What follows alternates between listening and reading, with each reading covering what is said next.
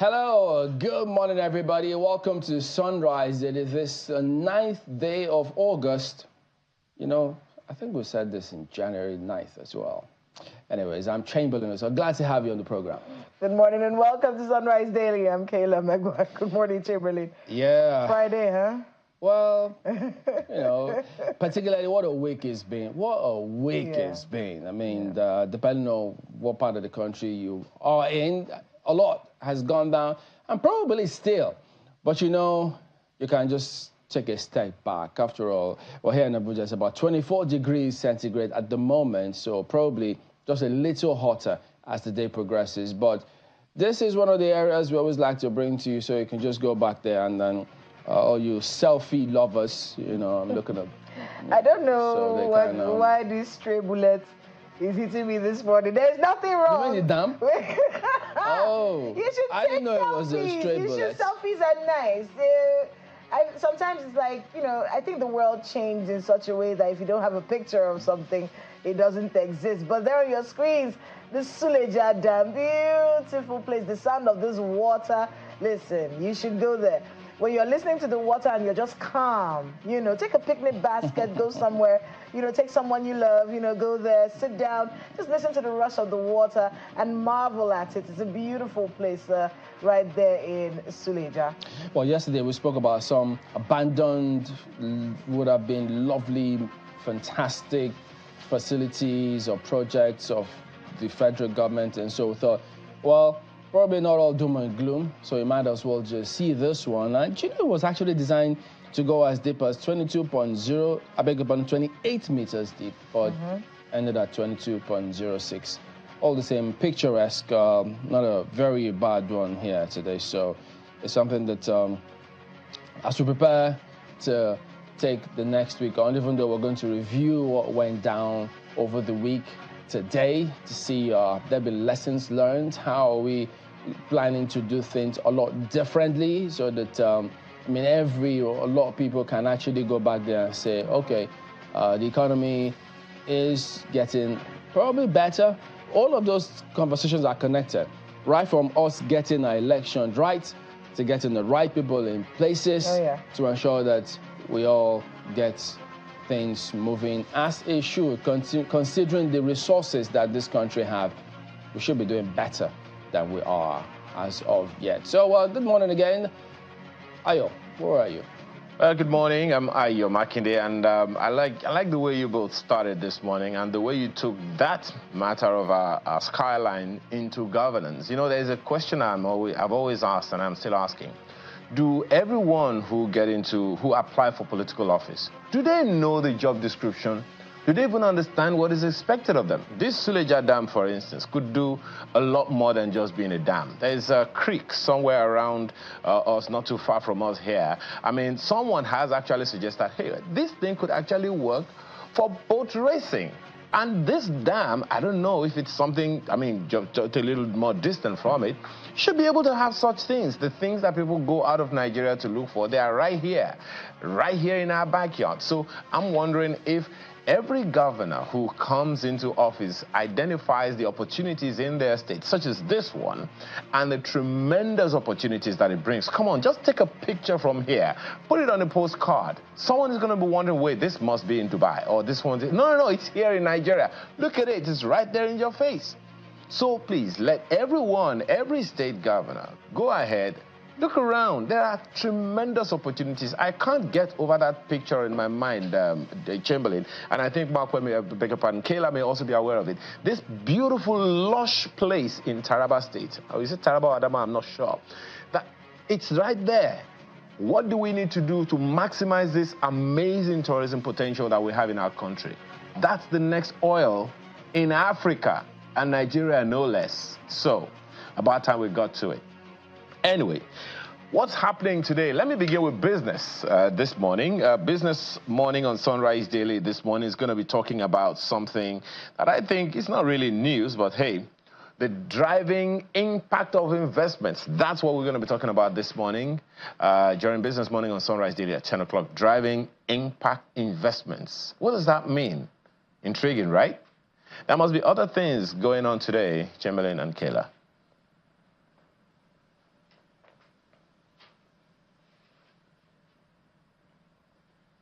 All right, well, all right, guys.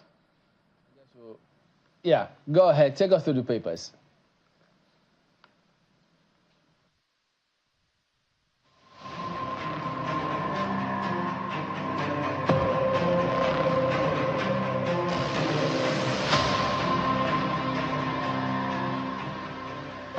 Leading most of the front pages this morning are stories around the hardship protests and the raid on the NLC HQ.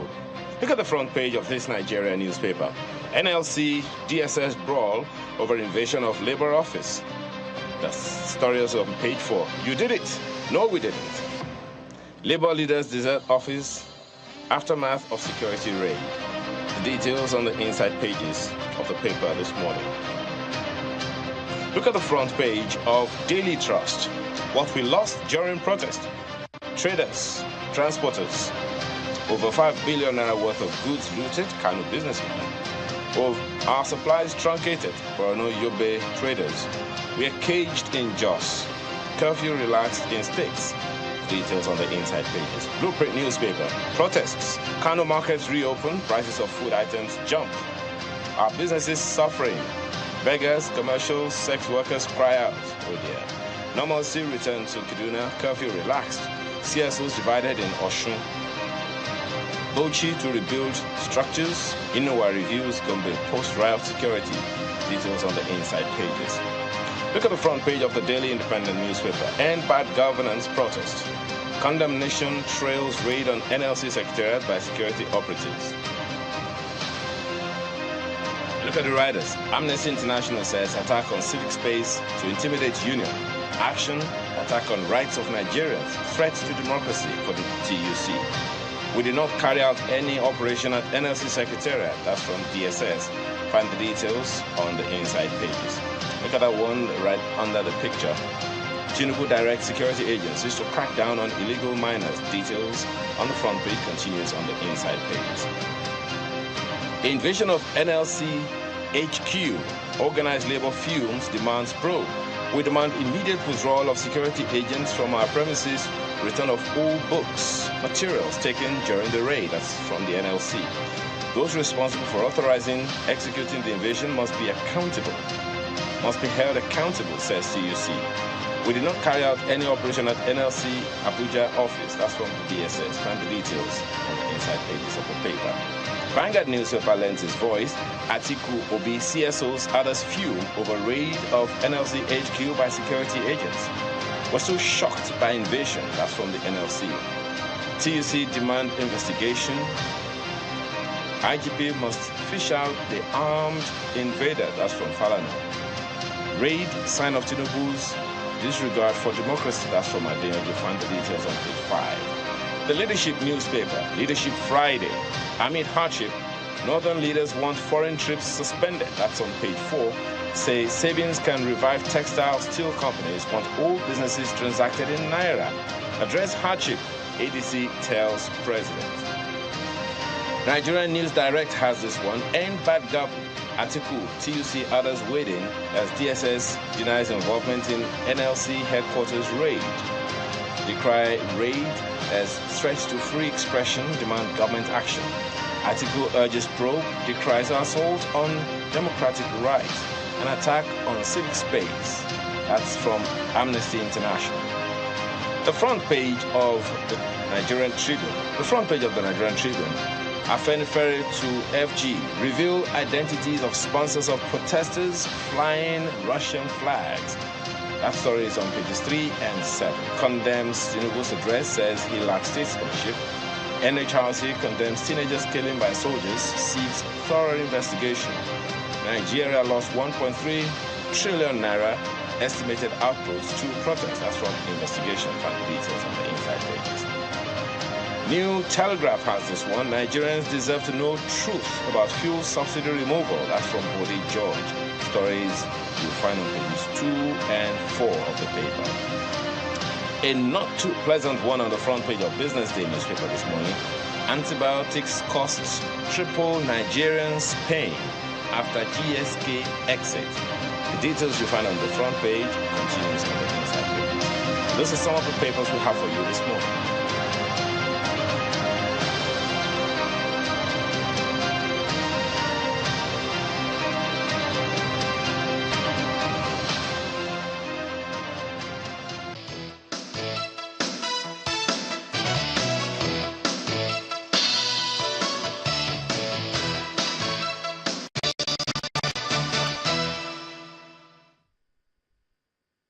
Access Holdings, we are heading into the next phase of our evolution. And with our rights issue, you get an increased stake in it. From the 8th of July to the 14th of August, you can get your share of over 17 billion shares at 19 naira 75 kobo per share. That's one new ordinary share to every 2 shares held.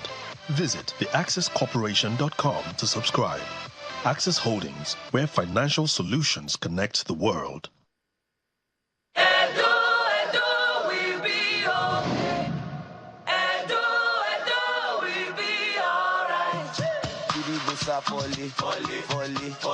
Labour Party. And then bring the men, we go solve problem for we state, we go make us happy.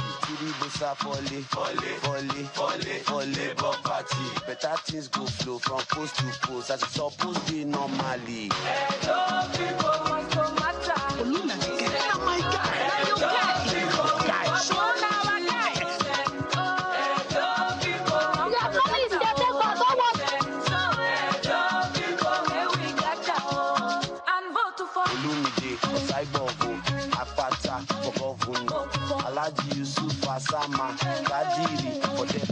Vote Olumide Usaigbavo Akpata as governor. Vote Alhaji Asama Kadiri for deputy governor Edo State.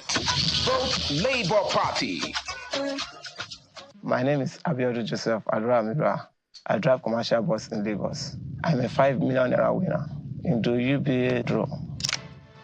Ó di dandan kí n polongo ẹ̀ fún àwọn èèyàn mi láti lè mọ̀ pé kò sí ìgbà tí ìrànlọ́wọ́ lè dìde ibi tí wọ́n lérò wọ́n lè rí ìrànlọ́wọ́ gbà ń bẹ̀ but kí wọ́n má ní pé àwọn ṣiyèméjì nípa ti UBA táwọn náà bá ti rí nǹkan tí UBA ṣe fún mi nígbà tí mi ò lérò ó máa jẹ́ káwọn gan kínú wọn dùn láti lè sọ pé ẹ jẹ́ ká bá UBA dòwò pọ̀ ó lè jẹ́ àwọn àwọn máa lè lọ́kì yẹn lọ́la. Be one of the 75 winners to win a share of over 200 million naira in the UBA Legacy promo. Open a UBA account to win. Terms and conditions apply. UBA Legacy promo.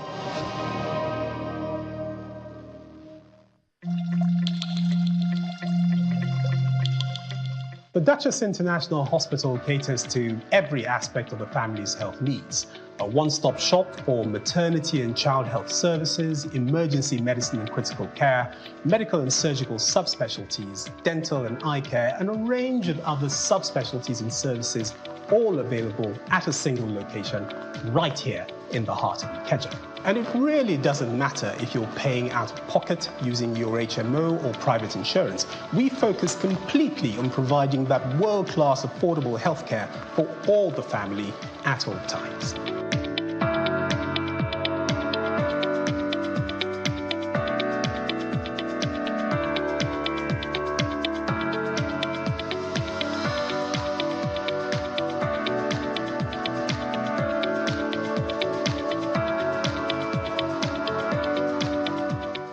Access Holdings, we are heading into the next phase of our evolution. And with our rights issue, you get an increased stake in it. From the 8th of July to the 14th of August, you can get your share of over 17 billion shares at 19 naira 75 kobo per share. That's one new ordinary share to every 2 shares held. Visit theaccesscorporation.com to subscribe. Access Holdings, where financial solutions connect the world.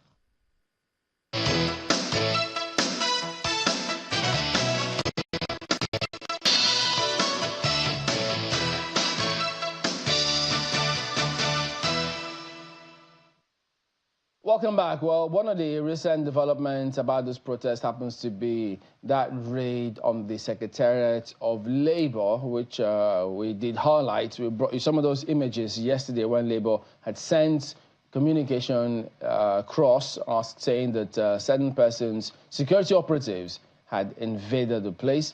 But there was a statement from the DSS saying, look, our men, our team were not part of those who invaded. Then the security operatives who were there in Labour House said they saw some men who were in police uniform come in there. So all that is going on. Of course, there's been several reactions at different quarters, as you may have seen in some of the dailies which we brought to you this morning. We've got 2 gentlemen joining us to review what transpired over the week or two about this protest and the response from government. So the Pascal Bafia House inclusive. So here in the studios, we've got Honorable Clement Jimbo with us. He's the Deputy Chairman, National Planning and Economic Development Committee in the House. We also do have Honorable Dachon Bagos, who was himself in the House from 2019 up until last year. Gentlemen, good morning. Thank you for coming on today. Good morning, Chamberlain. Yeah, so let's start off with you on this particular protest. There are several reactions. Yesterday, as a matter of fact, we had someone here who their team, they were cooking, and they said it was their own way of protesting, saying, look, that the government is doing what they can. It's just a year. So different scenarios. Of course, there was another person in Lagos who also did say, look, that doesn't cut it for them. So you've observed what has gone on and how the authorities have responded to it. All appears calm at the moment, at least largely. So for you, do you think that the right lessons have been learned from those protests? Yeah, well, to some extent, Chamberlain, the right lessons that has given a warning signal in the sense that with what has happened in the past few days, the grief that Nigerians came out with to show and how government tactically managed the situation. You know, before the protests, we had urged the president to come out and address the nation, to give us a template on how he wants to address all the economic situation. But going with what has happened, that's just a little out of what Nigerians are feeling. That when it now gets out of hand, that it is when they will see, government will see people like us, like you, and all the National Assembly members, everybody on the street that, look, do something. That is where government will know that, look, this thing is out of hand. But what has happened is just a warning sign that, look, something needs to be done. And in reviewing the entire protest, to me, it's worrisome again that looking at those that has come out to protest, government should go back to the drawing board. It's like there is a very big danger ahead as far as the Nigerian situation is concerned. We were talking here some days back on issues that when you look at the NSAS, if you want to review the NSAS and the N bad governance, the NSAS, you have more of the voices from the South, less of the voices during NSAS from the North. Now on this N bad governance, you have more of the voices from the North and less of the voices from the South. Why do you think that is? Why, when you look at the literacy level of those that came out from the North are even more dangerous than those that came out for the NSAS protests in the South. So meaning government needs to look at how educated can we really get to the Nigerian youths? What is the poverty level that is raging the Nigerian youths across board? During the NSAS, you have people that are already, at least they have some form of livelihood. You have the entertainers on the street. You have people that at least they can get something to put on the table. But the end bad governance, you hardly, most of the youths that came out from the North, those are people that, look, they don't even know the next line of action. And if not because of the town halls that have taken place across the country, governors talking to some of these youths, engagement that took place at some certain level, even for me, it did not go all out to the kind of engagement that we want. I don't know what Nigeria could have been by now. Because for me, it's very, very worrisome that all it's not yet over. How do you see it, Honorable Jimbo? Well, thank you so very much. First, good morning, Nigerians. Yeah, protest is a wake-up call. It's a signal to governance or to those in government that, look, all is not well. And it is equally a pointer to direction where government needs to do more. And the question I would really like to dwell in is this government doing enough to addressing these issues raised by the protesters? In my own estimation, I would tell you categorically yes. I look at the scenario as a man who got married to a wife. And for whatever reason, the wife maybe passed on or divorced, or the wife is not staying with him again. But before that happened, they had children. And the man had to bring in another wife. The new person that has come into the house obviously will need to understand the operation of the house, the children, how things have been done. So that is the same thing with government.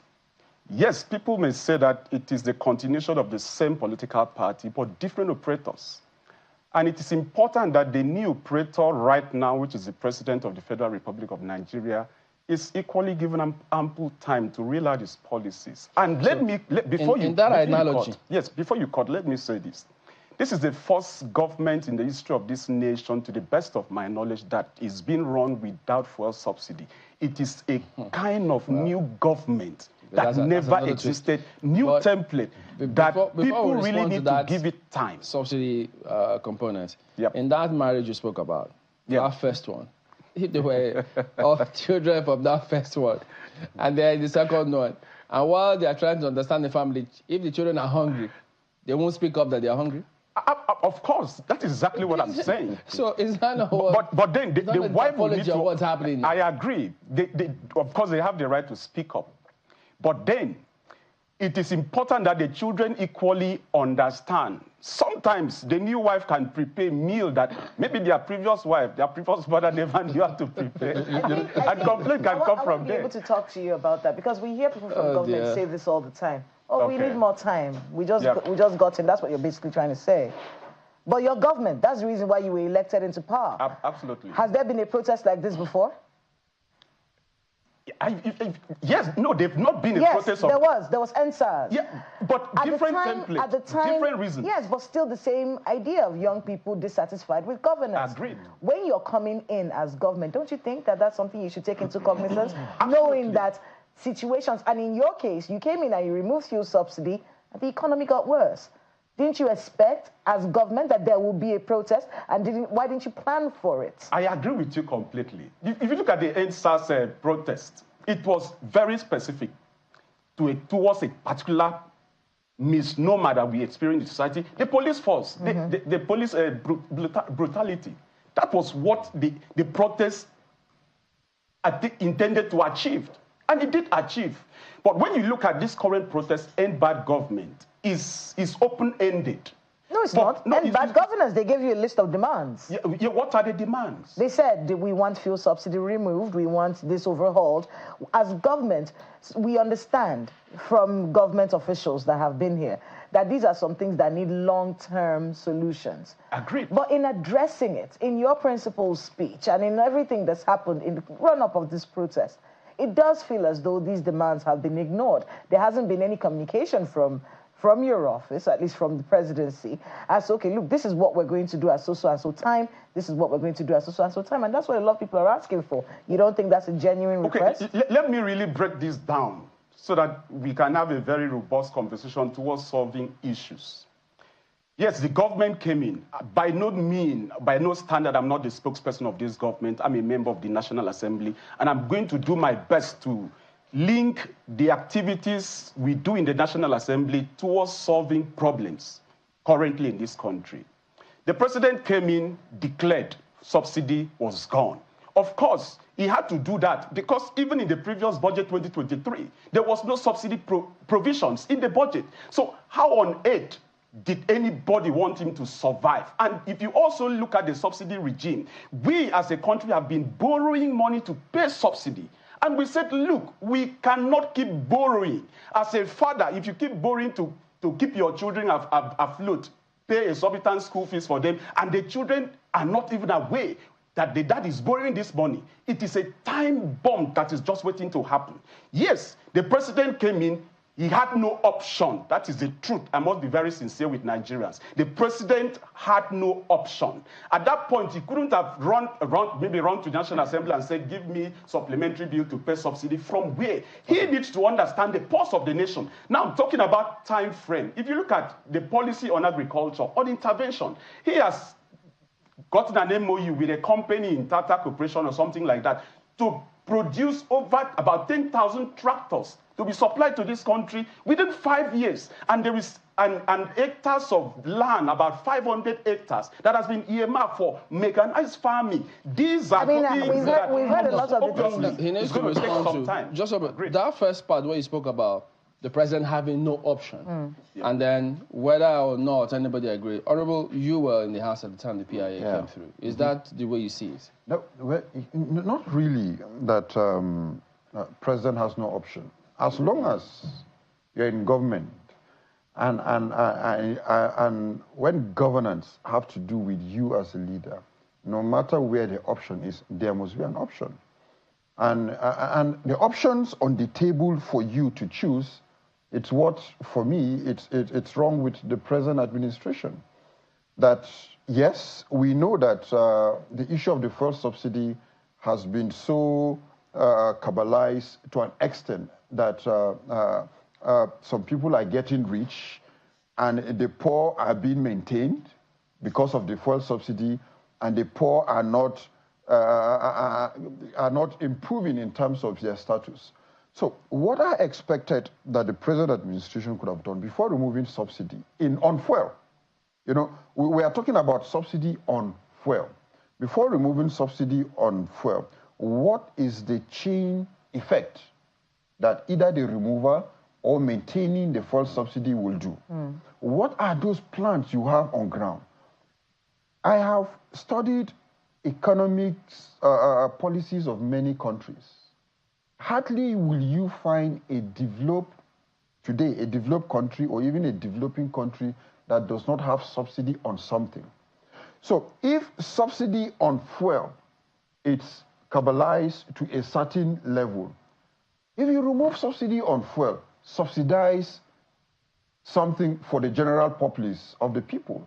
Nigeria of about 200 million people, and over 80 million on the poverty chain.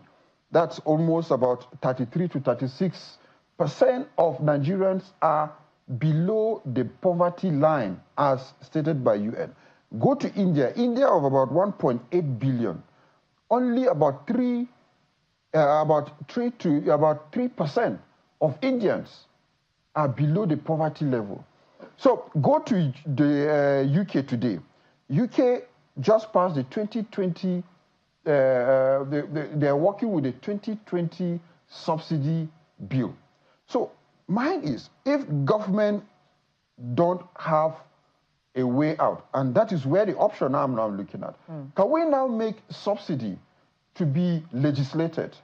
What are we subsidizing? Beyond what? The PIA? No, not even on PIA. I'm not even talking about PIA at the moment. We're talking about, okay, I'm talking about if subsidy is being removed as a result of the fuel subsidy, Nigerians should have subsidy on something, be it agriculture, there should be subsidy on something to subsidize what is happening. I want to be able to get your response to him, because what he's saying is that at the time when that announcement was made by the president, there was nothing that could have been done about it. Is this true? No, when in leadership, when you're leading people, you must put something on the table for the people. You can't just, if you tell people, look, nothing can be done, why did you even contest for elections? Most of us politicians, when contesting, we give people hope on some certain things. If we don't have water, these are reasons why we are contesting and so on and so forth. Well, all kind of promises, I think. But then,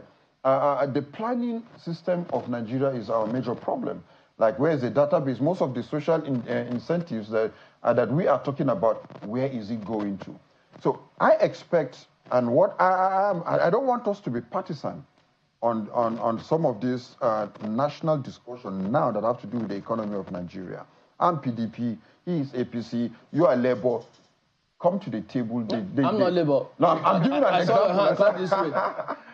So what are those issues that we need to look at as a people in this country now? Look, now it is within the next 12 months as a people. If government cannot come out with a working development plan and planning, we're going to have a very big problem. What we have just realized, like I said earlier, is just a warning sign. Imagine yesterday that that rice was sold at 40,000. 50 kg. Yeah, 50 kg was sold at 40,000, and the civil servants that the rice were being sold to went back to the market and sell it at 80,000. But come on, wow. What is the planning?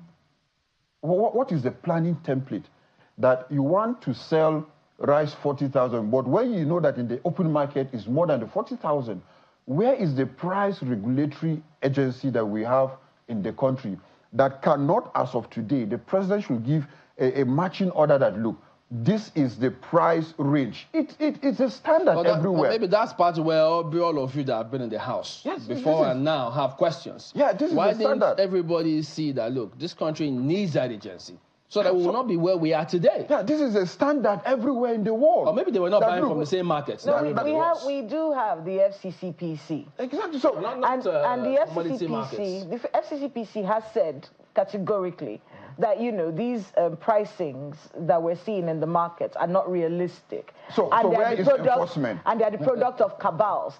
Now, because the cabals come and they put a price and then it just keeps going that.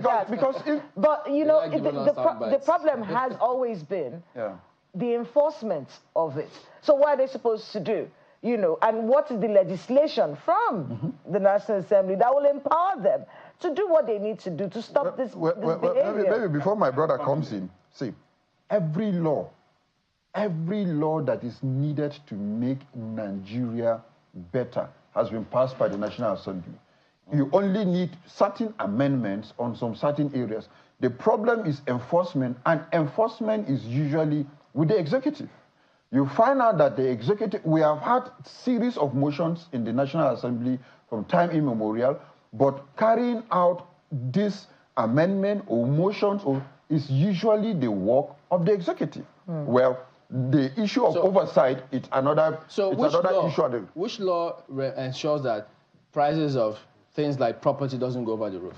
Well, there are two ways. You have the standard organization to check the standard of the organization, and you have the is it FCCPC? I don't know much about don't have any bid. I've never seen them say anything about property. They have no business there. Yes, government's supposed to come into. If this price is above, if it's above the affordable rate, you now know that, okay, if it is above the affordable rate, this is where you need to bring in subsidy. Let me chip in there. If you have a child in your house, and at every point in time, you need to instruct that child to sweep your floor, to dress the bed, to wash the dishes, something is wrong. Patriotism is what Nigerians need. I was in Kano during the Ramadan, whatever. Before that time, a bag of ice block is normally sold for 200 naira. But during that period, it's not all children that do this. During that period, the price so that analogy went might not be up apt. to almost 700 naira a bag. Now, what is the economic differences that led to that?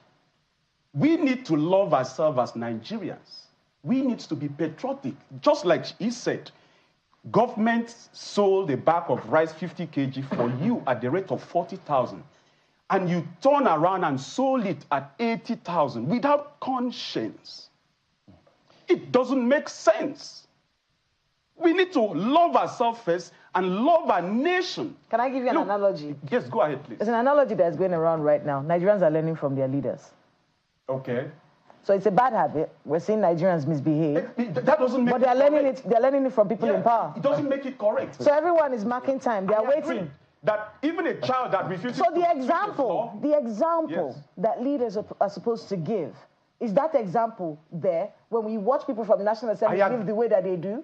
When we see the excesses, but not all. When we see the cost of governance exponential, and we're looking at people suffering, unable to buy a bag of rice. I agree with you. So what do you think leaders should be doing to change that? Because you can't be telling people to change. Fantastic. You can't be telling people behave well. Meanwhile, you're behaving so badly. Fantastic. I agree with you. Now, I always like to get to the root of the matter. How did we get to where we are? Because as people, God has given us brains to think, to act in certain ways, to predict outcomes of events. It's called intelligence. When we had independence in 1960, with a total inherited population of about 45 million human beings, we inherited a GDP growth of about $4.2 billion US. Fast forward to today, 64 years after, the population of Nigeria has increased exponentially to over 200 million. The GDP of this country has equally increased to over 450 billion US. Now the question is, does the growth in GDP reflected on Nigerians, on the growth in population? The answer is no. The question is why? Many of our leaders, I must totally agree with you. Many of our leaders, during the economic boom of this country, where this country was doing very well, where did we keep our resources? We prefer to take the resources outside the shores of Nigeria to invest in other nations, leaving your own house. A father that does not invest in his own house when he has money, tell me, why shouldn't the children complain? What has happened today to me... So the protest is justified? Of course, I agree with you, but then it must be done in line with the law. Which law? Of course, it has to be peaceful. When protesters go about looting other protesters' shops, that is not protest, that is criminality, because that is against the law. If you want to organize, I have done protests myself. During NSAS, I was there in my state protesting, because that was targeted at solving a particular problem in a society. Let me tell you very clear. Now, government has rolled out policies on agriculture, policies to revamp economy. Where I expect Nigerians to focus on is to follow the policies of government, to the ministries, to the agencies of government that have been saddled with this responsibility, and ask critical questions. For example, we have fuel queues in Nigeria. What is NNPC doing? That is where the protest should go to. Dangote refinery is there looking for crude oil. We should ask NNPC, what are you doing? That is where citizens collaborate with government to solve particular problem of national interest. The question of oversights. If those oversights are strong enough, do you think it will get to where people will hit the streets? I agree with you. But then, like I normally say, it takes two to tango. The National Assembly, the government, the presidency, they all work in synergy towards solving problems. But the greater percentage of those that the responsibility lies in their hands are the people. On your analogy about the rice, could you tell us then, because many don't understand, the rationale behind selling rice 50 kg or 40,000 naira to civil servants? Was it the civil servants that were protesting? Why did they choose civil servants? Did they not also know that, look, if you do this, this will always happen, where they go and sell it to at a different price? What? We don't understand that. You see, I must be very frank with us, Chamberlain, please. See, we must love ourselves. If you know you don't need it, don't go for it. Allow the next person that you know really needs it to get it. Like the woman he mentioned, obviously did not need the rice. It is out of greed just to make a fast money. Yeah, but that's the point. Why was it made available to civil servants? Why not given to the poorest of the poor? No, but we have to start from somewhere. Civil servant belongs to an envelope that you can really touch. Government envelope. Of course. Civil servants are making 70,000 at least from salaries. The question is, why wasn't it sent to the poorest of the poor, to people who can't afford even 70,000 When you say the poorest of the poor. Yes. Below the poverty line. That's what that means. Now, let's get something very right. You see, Nigeria, we have demographic. People are segmented. We have a national register that says these are the people. So why wasn't it taken there? Why civil servants? I agree. But we should also appreciate the fact that Nigeria is a building in progress. Many of our streets are not named. They are not tagged. You can't really say this person is living at so place. So those are the peculiarities that we must accept. That is why we are called a developing nation. It is a work in progress. Not just like, maybe like in UK. You can easily carry a bag of rice and locate a particular person that needs it. So these are things we must appreciate. You know, Chamberlain, our major problem as a people, like I said, is planning. Because what was even the thinking behind selling 40,000 naira bag of rice to a civil servant that you have just approved 70,000 as his minimum wage, and he has not even collected the 70,000. So as far as I'm concerned, any civil servant that will come out with 40,000 to buy a bag of rice, I should question him. Out of 70,000 a month, which has not even yet been paid. So I know that civil servants usually have cooperatives, that they use the cooperatives to help themselves, either at the end of the year or in between if anyone has a problem. But for you to go out to in front of Secretariat or to any of them, say, look, civil servants, come and buy a bag of rice, 40,000. So if a civil servant comes out with 40,000 to buy a bag of rice that you have not paid him a minimum wage by now, or even up to that, is number one question mark. Planning, going further in planning, we've mentioned even the fuel subsidy, we have mentioned Dangote refinery, we have mentioned, all these are problems of planning. For me, even the refinery, first of all, that the Dangote has today, did he plan where he will get crude before, after doing the refinery, and today he's crying for crude? It's just the same problem that all of us have as a people. Well, before you we are all, today is day of analogy. Before you get married, Chimbali, you already know that, look, in the next 10 years, this is where you will be, this is how many children you will have, and this is what you want to do, how to empower yourself to fit your family.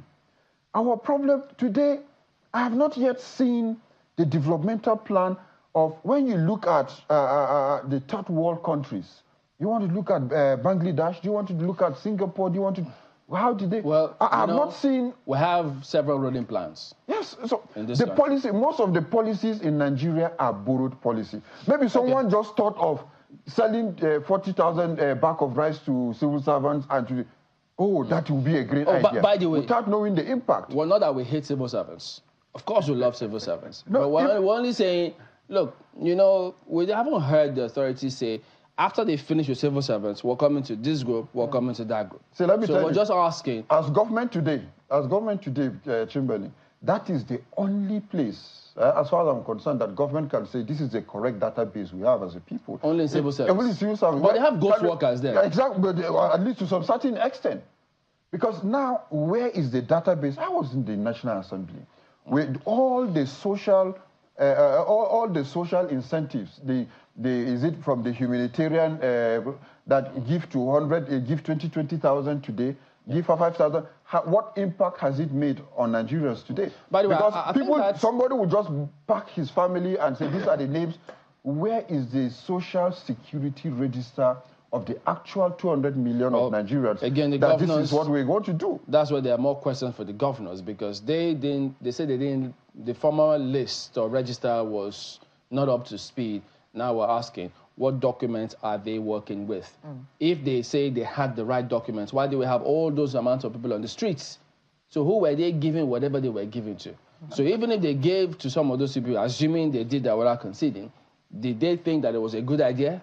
Because you gave them yesterday, they finished yesterday. They couldn't get the one for tomorrow. Food for thought. Ayo.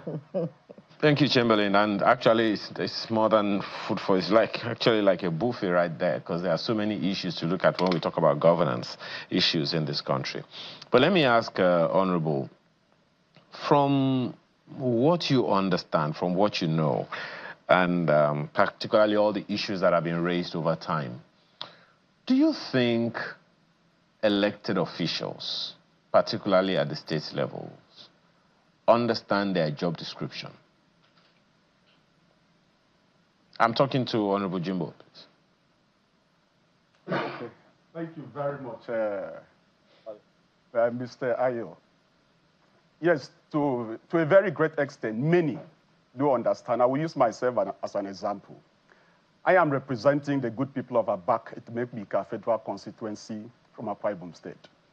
Throughout my electioneering campaign, I promised my people 3 things: effective representation, responsible leadership, and shared prosperity.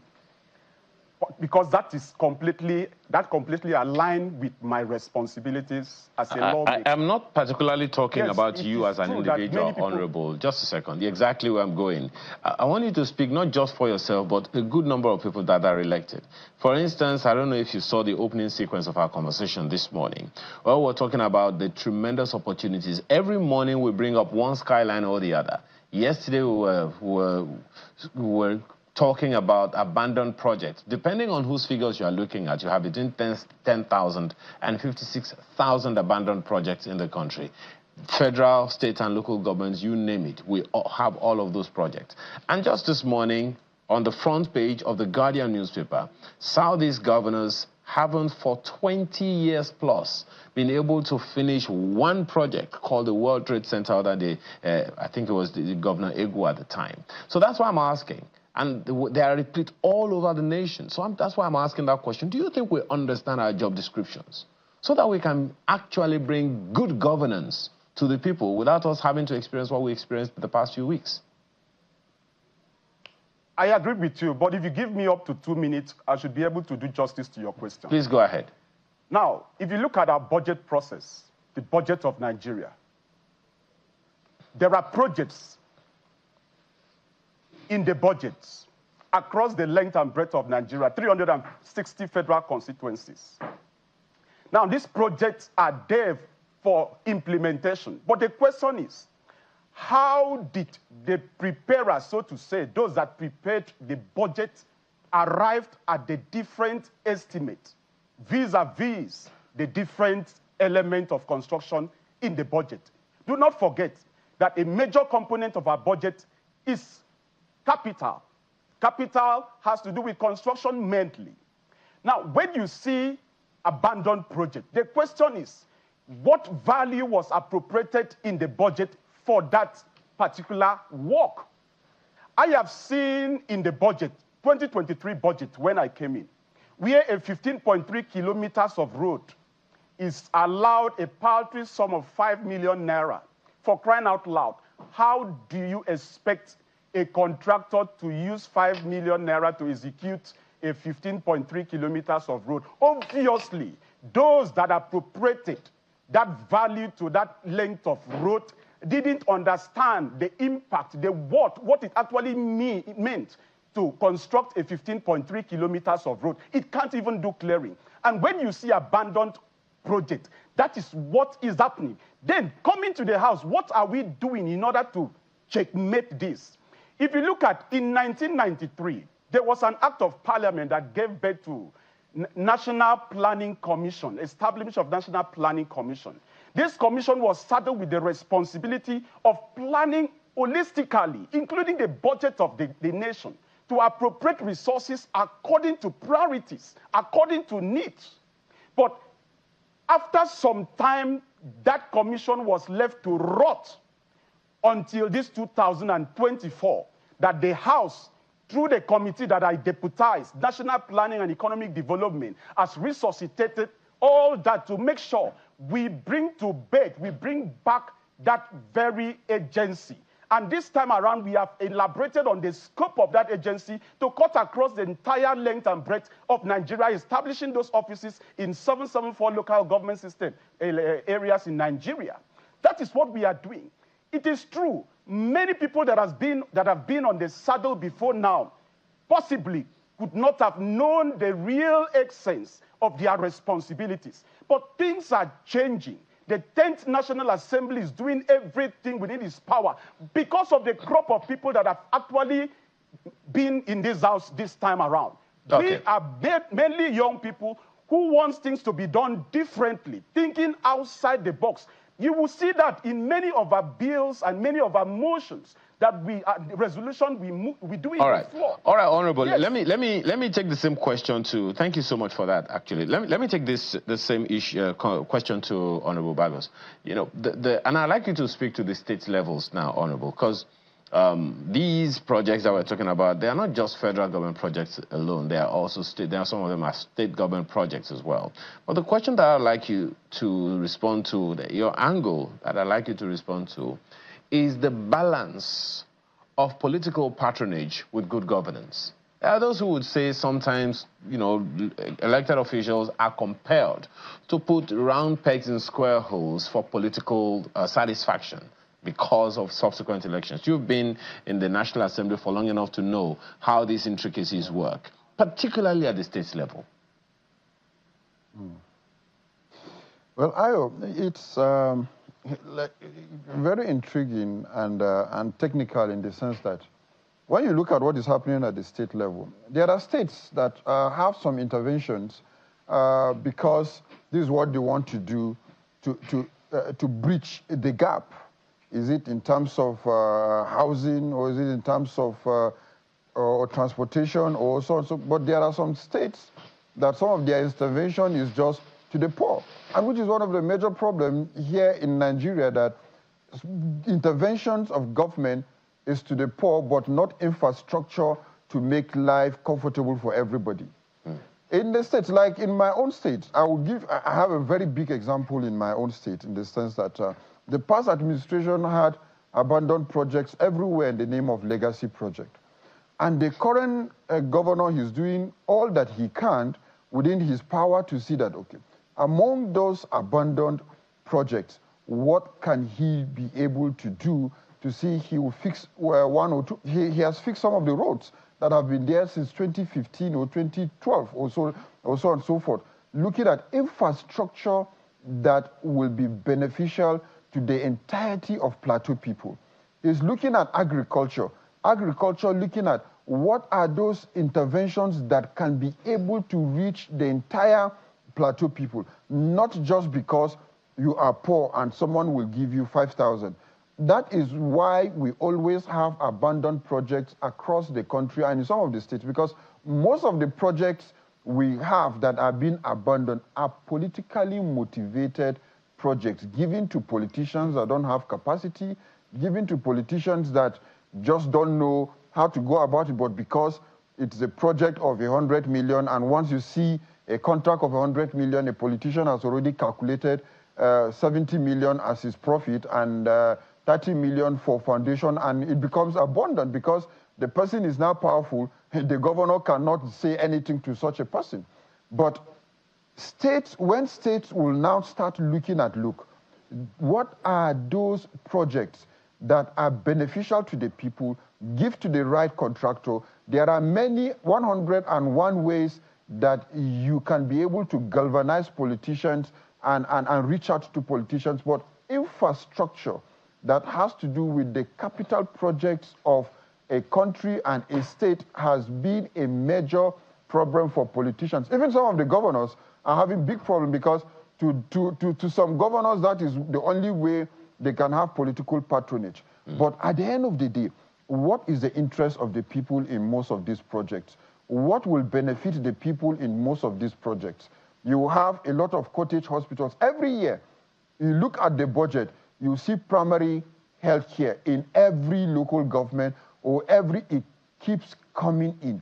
What has happened to the primary health care that has been in the budget for the past how many years? I expect that by now, most of these primary health cares supposed to have been upgraded to cottage hospital or even general hospital. But you find in the budget primary health care every year in, year out. Perhaps you this find also... a road year in, year out. So, Honorable, so these are issues that have to do with planning at all levels. Well, perhaps that also speaks to, whether or not, and this is a question we've raised multiple times on this program, we have a smooth and effective employment process for politicians that we elect, leadership recruitment process. What would be your take on that? Because it will seem like it's only those who have political influence that can get in office, and not necessarily those who have the capacity to deliver good governance to the people, from what you're saying. Yeah, well, I'm happy you remove the employment process, because if it's now employment, which means every politician wants to get in there for employment. But the leadership recruitment process in Nigeria, it's what is a very big problem. Like I will narrow down to my state. My state governor was a local government chairman, and today he's the governor of the state, doing wonderfully well because of the leadership qualities in him. We have all seen what he did as a local government chairman, and today we have entrusted him with leadership, and he has not disappointed the Plateau people in the past 1 year.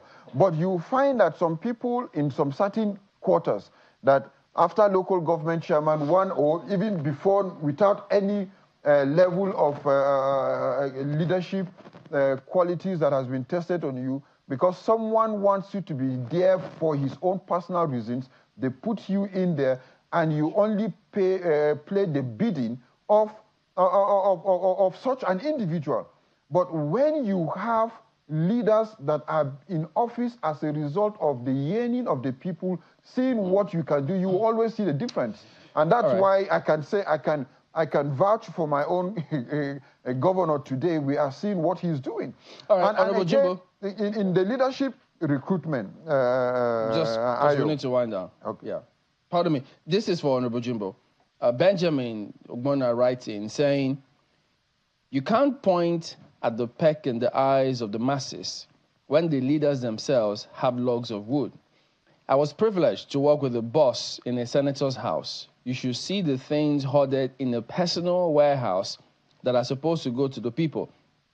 Motorcycles, tricycles, bags of rice, sewing machines, and so on. Do the findings. You'll even realize that political office holders are behind hoarding, reselling, and rebagging these rice bags will not justify some dishonest practices of the masses, but let the leaders first take care of the mess. I agree with him. That was why I referenced the budget. 2024 budget is ongoing. How many of our youth care to download that document? It's a public document, to know what federal government has earmarked for their local government, for their constituency, for their state, and begin to write to the different ministries, different agencies, and even the senators and House of Reps, pointing this project that has been earmarked for their locality for implementation. How many of them are doing that? It is true that most of these items that he has mentioned has been put in the budget for the senator, for the House of Reps to distribute. And when they take custody of this thing, sometimes they delay in the distribution. But the people are equally there to hold them accountable. That is the point. Yeah, and you know, Chimali, if I want to add on these items, why you now see National Assembly members sharing motorcycles, sharing all those, is as a result of failure of leadership from the top. Because what is the business of it? Or the states? Not everywhere. Everywhere, be it because what is the business of a National Assembly member sharing motorcycles, sharing all these things? Why are we? You know, that is a misplacement. That is a misplacement of priority.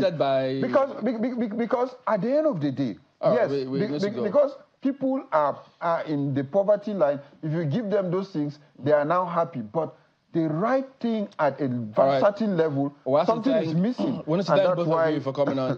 Honorable Dashon Bagos and Honorable Clement Jimbo, thank you very much indeed for coming on today. Thank you for having me. Well, Business Morning on Sunrise Daily will be up at the hour. Don't go away.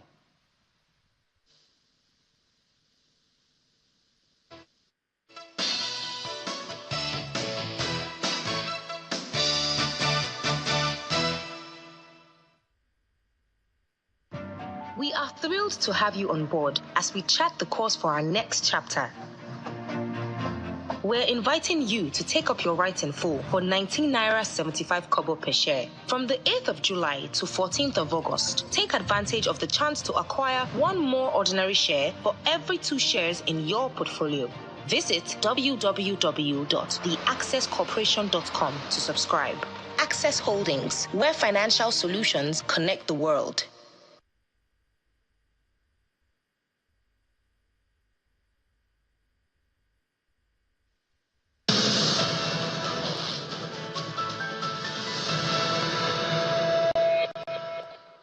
Good morning, everyone. Welcome to Business Morning on Sunrise Daily. This is where we do just about 30 minutes of business before we head back to the Sunrise Daily studios. I'm Ini Janrekwa, and normally we'll start from the global space. That's what we're doing. We're starting from the global oil space, where prices edged up in Asian trade today, Friday, heading for a weekly gain of more than 3% as U.S. jobs data calmed demand concerns and fear of some widening Middle East conflict persisted. Brent crude futures we see for this morning, it's down up right there, 0.3% at $79.18 a barrel. WTI is also up a bit less than that, 0.2%, $76.29. And yes, the factors driving it, we see inflation data from China also prompted a rise in China's stocks.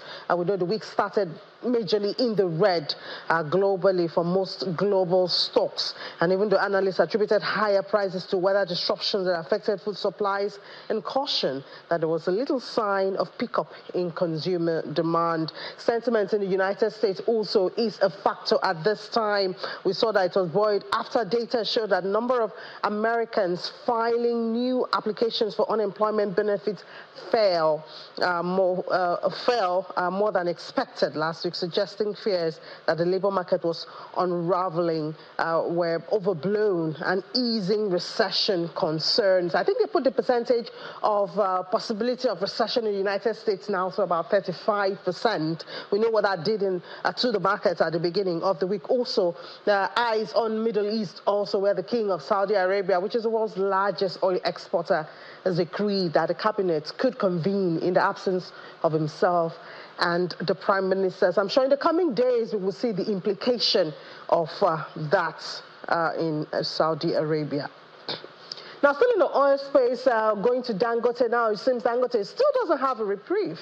And so Dangote has reacted to reports that seem to be going on, saying that crude supply from crude supply from NNPC Limited, making clarifications through a statement that the company denies accusing the regulator, of course NNPCL, of not supplying crude. Instead, the concern is that NUPRC's reluctance to enforce domestic crude supply obligation. That is what they say they are raising concerns about, and ensure that there's full crude requirement from NNPCL and the international oil companies. This is not new, unfortunately, but it's still in the news. Well, the statement from Dangote Refinery notes that for September this year, the refinery's requirement is 15 cargoes, of which NNPCL allocated 6. Despite appealing to NUPRC for the remaining cargoes, efforts have not been fruitful, while the IOCs, as international oil companies producing in Nigeria, have redirected them to their international trading arms and responded that their cargoes were committed. Consequently, Nigerian crude has now been purchased by Dangote from international traders at an additional $3 to $4 premium per barrel, which translates to about $3 to $4 million for a cargo. So there you go again, Dangote crying out for help, as other domestic refiners in the country. And now we're looking forward to Port Harcourt Refinery coming on board. Where will the crude be coming from? This, of course, will make conversations in the coming days. Now we're looking at the currency market and see what happened at the close of trade. It was day 2 of the Dutch auction system in Nigeria. And then we see another gain on the Naira. Has this come to stay? Should we put our hearts in it? 0.18% is what was added to the value of the Naira at the close of trade on NAFEM. So it closed at 1,593 Naira 62 kobo after it opened at 1,596 Naira 52 kobo on NAFEX. It was 0.21% gain on that. But as we always say, this is where our eyes should be when we're talking about the official market. So we'll talk a little bit about this more and see if we can expect this auction to continue having this positive impact on the Naira. Of course, everybody will welcome that. Still staying around currency now, foreign exchange inflows into Nigeria have surged, reaching $25.4 billion between January and June. And that's a 55% increase compared to the same period last year. This is according to data from the Central Bank of Nigeria. This rise is largely due to increased capital importation, which hit $6 billion in June, and record inflows from diaspora remittances. The CBN says its policies are boosting market market confidence as the bank continues to address foreign exchange demands, including a $876 million auction. That was on Tuesday. So we see where the strength of the CBN to intervene in the market and carry out those auctions is coming from. Now to other issues. Now, the Standards Organization of Nigeria has threatened to wield a big stake on airing manufacturers and distributors of steel and iron rod who indulge in the illicit trade of substandard products in the country. The chairman of the Special Task Force at SON, Engineer Enebi Onotriye, says that the agency has been inundated with complaints from distributors expressing concerns over the quality of steel and iron rods in the country. He met with stakeholders in Lagos. News of substandard steel in circulation has reached the Standards Organization of Nigeria. And so the team made up of the Special Task Force of the regulator has come to Lagos to have a word with manufacturers and distributors of steel and iron rods. The chairman of the task force minces no words in expressing his concerns. Raids were carried out to monitor the production and circulation of substandard steel bars. Some people in the process were caught napping or with the wrong material, isn't it? Good. And with all this effort by some, substandard steel products are still everywhere in the market because that is the feedback we are getting. However, the stakeholders are confident that they are not the weak link and redirect the attention of the regulator. The collapse of buildings, no. The soil content is there. People who are building on clay and swampy areas, they don't do rough foundation. They don't do rough foundation. They just go and dig the thing, and they don't even put concrete on the basic foundation. I want to build a 2-story building, and I'm digging about 3 inches to put up a 3-story. How will it not collapse? But we want to assure you, sir, whether we set monitor or not, we want to guarantee you that whatever goes out there is standard. And we also want to assure you that we see indirectly they are fighting SON too. Because by constantly putting such petition out, it's like a way of indicting SON is not doing their job. But we want to assure you that we are with you on this. We will not let you down because we will do what you want us to do. A robust meeting with an opportunity to prefer solution. And SON says there's work to be done and it has started already. This meeting is an eye-opener. The distributor was there. They say what they know. The manufacturer were around. They said what they know. And now we are trying to bring the bridge that will bring the manufacturer and the distributor on the same bridge so that we can chart a way forward out of this current situation. Somebody is claiming we are in this sector. Well, what we have encouraged the manufacturers to do is to engage in self-regulation. Agreement at the meeting, according to participants, is binding on the manufacturers, distributors, and even the regulator to ensure that no substandard steel will be found in the markets. All right, now let's talk about investment. Of course, quality is also required to ensure that you can win the confidence of investors. But what about driving impact investment, making it purposeful? Let's discuss that now with the Chief Executive Officer of the Impact Investors Foundation, Mr. Temore Glover. She joins us here in the studio. Good morning, Temore, and thank you for your time. Happy Friday. Happy Friday. Thank you for having me. Yeah, so we talk about money now. I think this is about $100 billion. The Nigeria Impact Fund, Nigeria Wholesale Impact Investment Fund. But it's a $1 billion fund, just $1 billion. Here, okay. With the first close of 100 million. Okay, the first tranche is 100 million, then it's 1 billion on a whole. But sometimes, you know, we hear of these big numbers and wonderful name, wholesale impact investment. How many people really get to know about it? Not even to mention who now gets to access it. And we have a lot of these funds lying, I don't know if to say they're lying fallow or abused, you know, different parts and different sectors in Nigeria. Thank you very much. The Wholesale Impact Investment Fund is a pioneer initiative of the Impact Investors Foundation through its National Advisory Board for Impact Investment.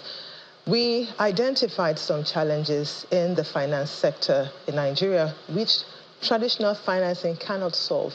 So through the National Advisory Board, we decided to innovate this vehicle, which is a fund of fund and a market builder.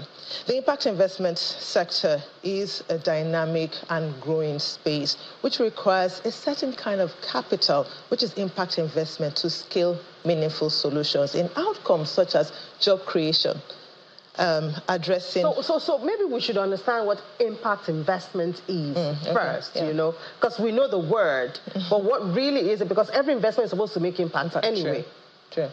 Impact investment is a kind of investment that delivers social, let me add measurable social and environmental impact alongside financial returns. Some of the outcomes that impact investment should deliver in a country like Nigeria is one, addressing unemployment and underemployment, food shortages, insecurity, water, clean water, and hygiene, gender inequality, poverty, and providing basic services that government cannot provide, quality health care, quality education, and the like. So what investors?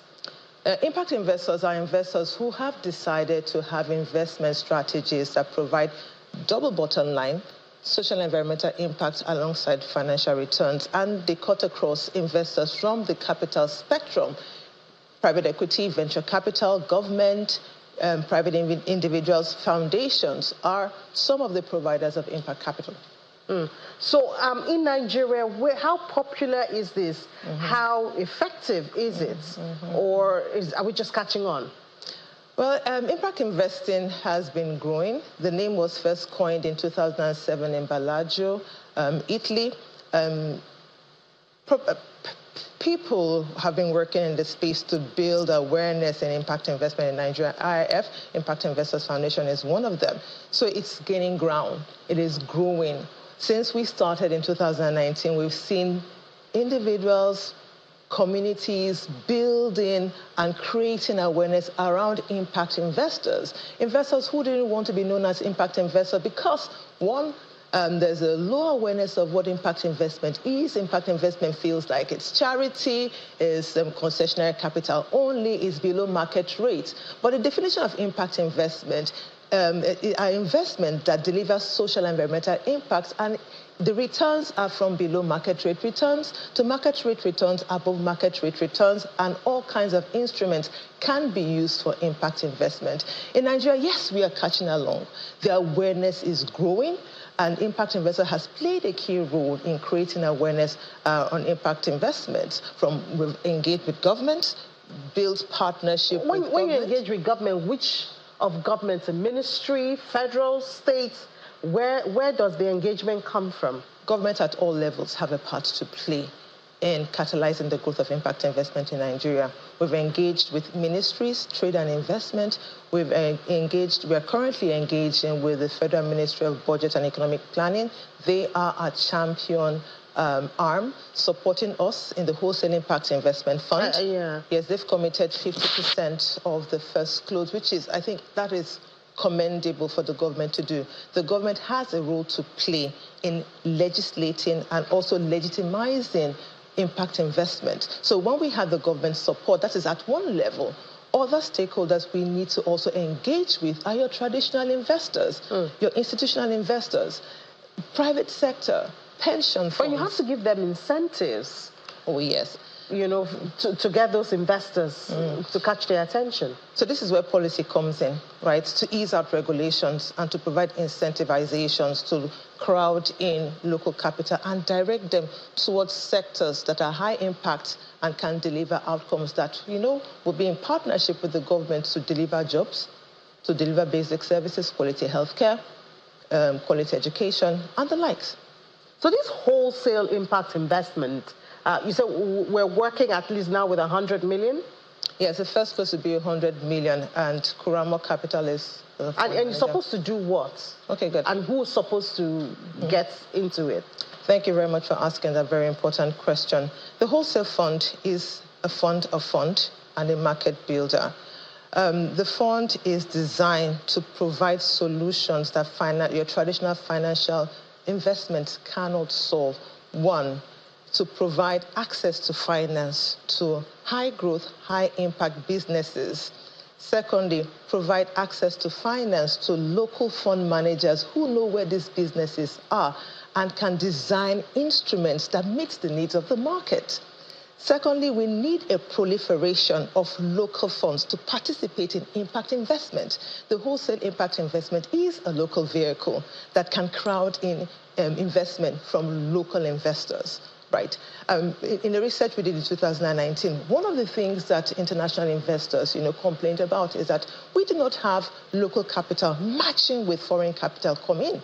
So, and there are not enough local vehicles that are attractive for local capital to come in. So the Wholesale Impact Investment Fund is positioned to attract local capital to also participate in impact investments. But isn't it more difficult now in the country when macroeconomic indices are not looking friendly? MPR interest rate is high, cost of loans and funding is difficult.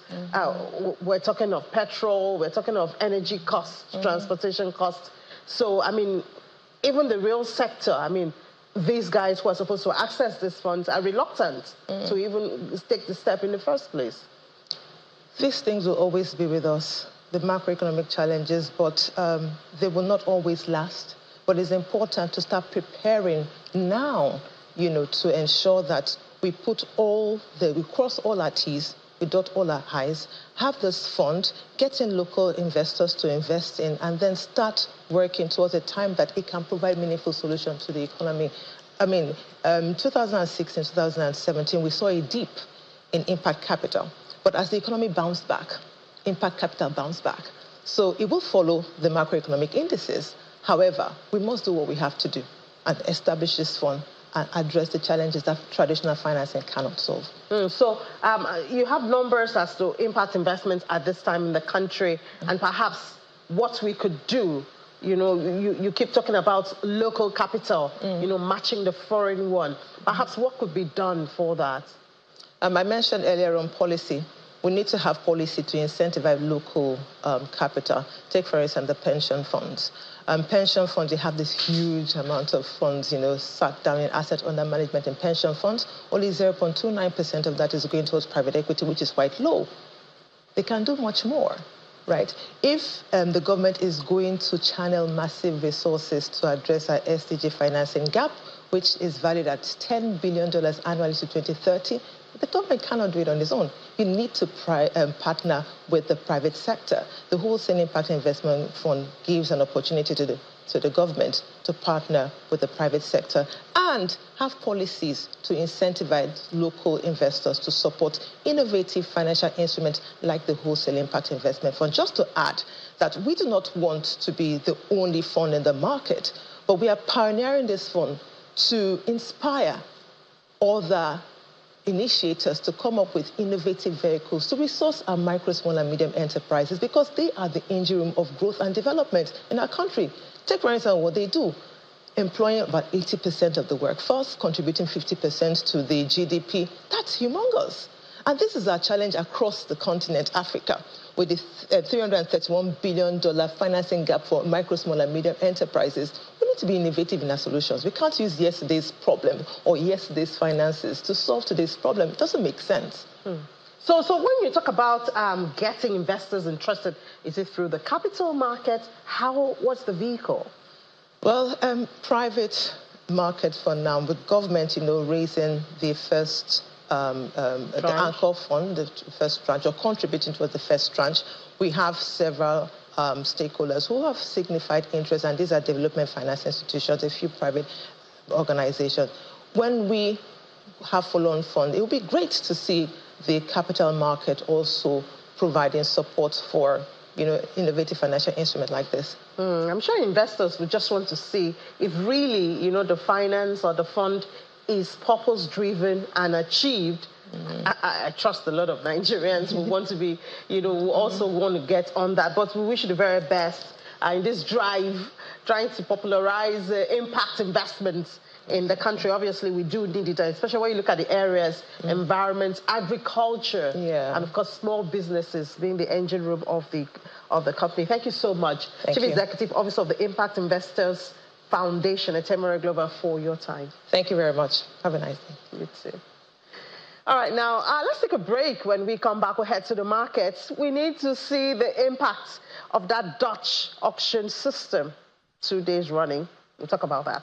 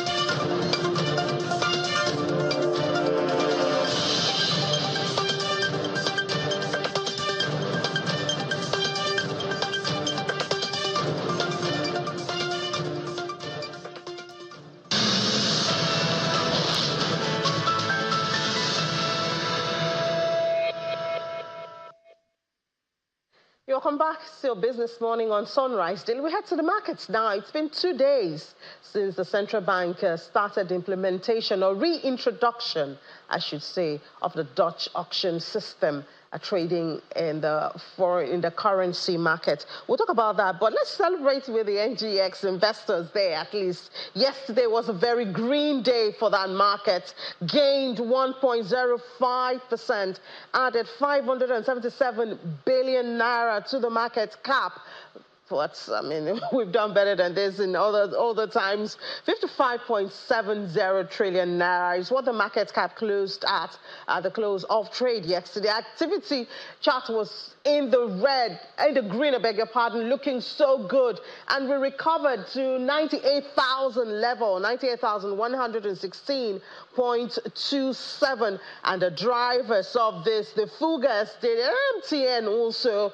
We've seen them do topsy-turvy, but yesterday was a green one for them. Very green day for MTN investors, MTN Nigeria investors, as well as banking. Banking we see gained 1.72%. You rarely see such movement in a single trading session, but that's what we had right there. The Fugas, of course, led that movement.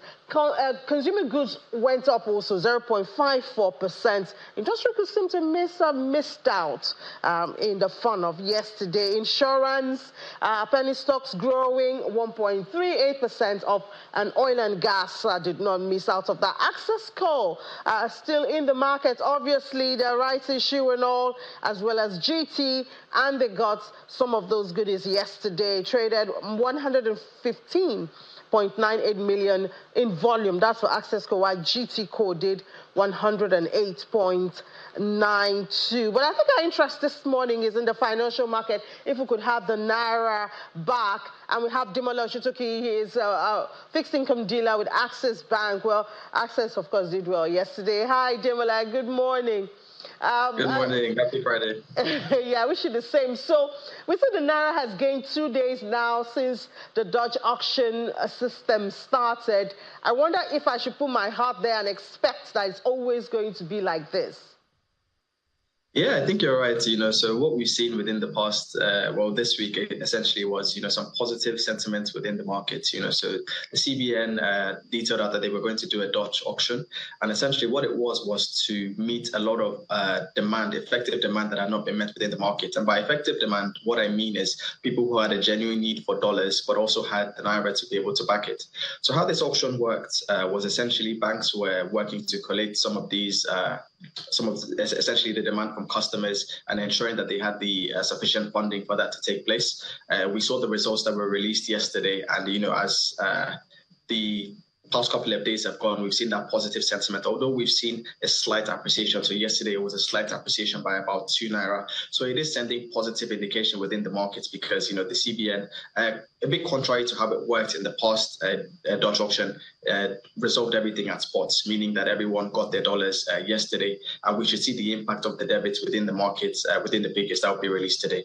Yeah, but there's some concerns. I don't know. You guys are closer. Perhaps you've heard this. How often can we expect the CBN's intervention or the auctions to take place? Is there a target, for the bidding? Some of those little details seems to also cause a bit of uncertainty among investors. I think I agree with you, but I think, from this auction, what we've seen is the cutoff was 1,495. So this would suggest that, this is an area that is comfortable for the CBN at the moment. Essentially, I think it's a good thing. What we expect to see is if this is something that's going to be a bit more frequent. So if they would do this maybe bi-weekly or once a month, and it would definitely help in terms of helping to reduce the pressure in terms of that demand, because, for the month of July, we did see CBN come in to intervene within the market repeatedly with banks, but essentially that did not help to resolve because we did see that steady trend of depreciation of the naira against the dollar. So this is a drive in terms of helping to mop up some of that excess demand that has not been met. The total size was about 1.8 billion, of which 876 million were deemed acceptable. So essentially, we're looking at it at about 74% of that were deemed acceptable. That demand has now been taken out of the market, so that would definitely help in terms of easing that pressure. So we should see the naira begin to appreciate steadily against the dollar. So I'm expecting that, within the next couple of weeks, we should see it stabilize around maybe 1,400 to 1,500, which is much better than the trend we were seeing, in the previous weeks of about 1,600. So I think slight progress, and then we expect, and we wait to see what, the CBN will do if this is going to be more frequent. Yeah, Dimola, I'll be praying for 700 at least.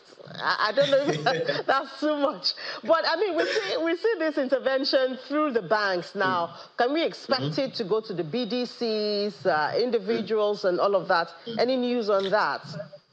So nothing at the moment, but I do agree with you in terms of, especially from the retail space, there is a lot of demand that is still waiting to be met, so if we can see this or a similar thing done, particularly for BDCs, that would also help, in terms of meeting some of the demand that, maybe not as high as for some corporates, but I think it will definitely go a long way in reducing it. I do share the same positivity from you in terms of hopefully we can get back to 700 levels, at some point this year we're about 1,100. I think that was at the back end of April. So I am hopeful and expectant that, before the end of the year, we can hopefully get back to those sorts of levels. But I think, for now, it is a good drive. It does show a lot of proactivity from our central bank governor, in terms of looking at the demand and seeing that, okay, maybe these interventions to banks are not necessarily giving the results that they want. Let them look at, dealing directly with customers, via banks, essentially, and helping to, ease some of that demand. So hopefully we can get to 700 we'll levels. Pray.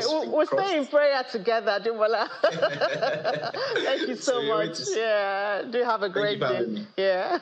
You too. Thanks. All right, so maybe you want to join us in that prayer topic, 700 for the naira. Hopefully we'll get there. But that's it on this side of the program. We head back to the Sunrise Daily Studio, but I'll see you at 1 p.m. We're going to have a full blast, 55 minutes of business. You don't want to miss it. I'll see you then.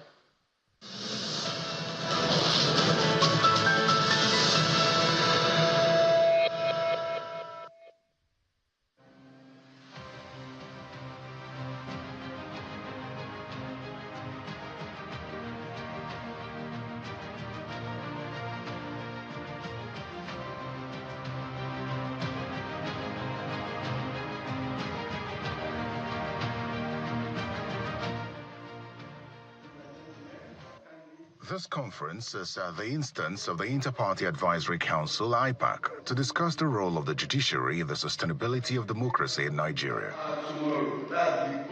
Present here are leaders of political parties, senior legal practitioners, and members of the civil society organization.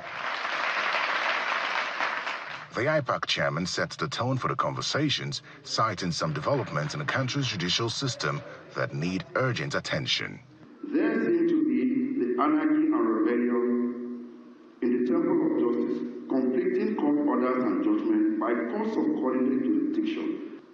It calls for urgent judicial reform to save the judiciary and restore its integrity and honor as a temple of justice and the last hope of all aggrieved people. The keynote speaker is a senior advocate of Nigeria, Mr. Jibrin Okutekba. He underscores the importance of the independence of the judiciary for democracy to survive. Nigerian politicians are far too removed from the people. And that is the reason the judiciary was given responsibility to hold you accountable. But unfortunately, it appears that if you can't beat them, you must join them. Our electoral jurisprudence needs to be looked into, and I must commend Parliament because they done a lot. However, other participants are advocating the urgent need for individual and institutional reforms in order to protect Nigeria's democracy. Almost all our institutions of democracy are weak, and we continue in vicious circles. Even if the judiciary is reformed, if INEC is not reformed, even the common man has to be reformed because he too is not an honest man. We talk about the judiciary as the last hope of the common man. Why is the political parties not the last hope of the common man? Why is INEC not the last hope of the common man? We want a perfect judiciary in an imperfect system and in a perfect country. The general consensus here is that it is impossible for democracy to thrive when institutions are weak. Hence the call for an urgent need to strengthen institutions such as the electoral body and the judiciary. Yes, indeed, we're going to talk about all those issues and more. And Mr. Yusuf Dantale is here with us. He is the chairman of IPAC. Good morning. Thank you for coming today. Good morning. You know, right there when they were speaking about some things and then that of the judiciary came through, it immediately let so many people remember how the last elections went, how so many were looking up to see which way would the judgments go. Then after that, the ones that came through with the governorship elections, the House of Reps, National Assembly, judiciary always has a huge role to play. So there you were talking about that kind of reform, then INEC, all in all, to ensure that our democracy is actually stronger, because if those institutions are strengthened, it becomes stronger. So let's start from the judiciary. What was the overarching mindset in the whole? Was it that something needed to change, that they didn't like the way things have been so far? Thank you. Good morning. We are Nigerians. We have no other home apart from this country. And democracy is expected to be government that is representative, that is responsive, that is agreeable to majority of the citizenry. But what we see, the people are expected to choose their leaders in atmosphere of peace, in atmosphere devoid of crisis, even though there will be, but that is manageable crisis. But today, we have a situation where the system is drifting towards something else.